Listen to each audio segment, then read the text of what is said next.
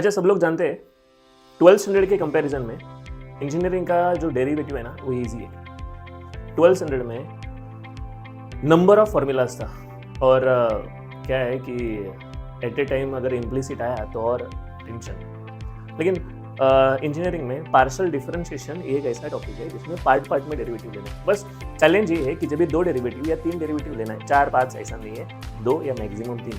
तो जब भी 2 या मैक्सिमम 3 डेरिवेटिव लेना है तो डेरिवेटिव अपनी मर्जी से नहीं लेना है, जो सीक्वेंस एक्चुअली होना चाहिए उस हिसाब से लेना चाहिए। मैं रिपीट कर रहा हूँ, डेरिवेटिव 3 डेरिवेटिव लेना है तो मेरी मर्जी से x के साथ, y के साथ, z के साथ या y x z जो मैं मुझे चाहिए वैसा डेरिवेटिव का ऑर्डर लूँ, ऐसा नहीं होता है। सो डेरिवेटिव लेने के लिए एक सीक्वेंस फॉलो करना पड़ता है और सीक्वेंस फॉलो करने के लिए एक सिंपल सा आइडिया बताता हूँ।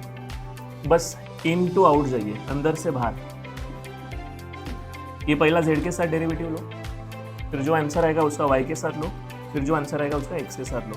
मतलब डेरिवेटिव पहला z के साथ होगा, फिर ये जो z के साथ हुआ है उसका y के साथ होगा, फिर ये जो y और z के साथ हुआ है उसका अगले बार x के साथ होगा।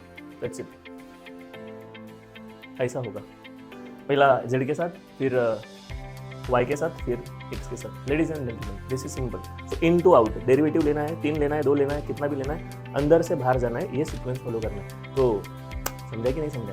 सो डेरिवेटिव फॉर्मूलाज पहला प्रिपेयर करो, फिर सीक्वेंस, फिर आंसर। Thank you.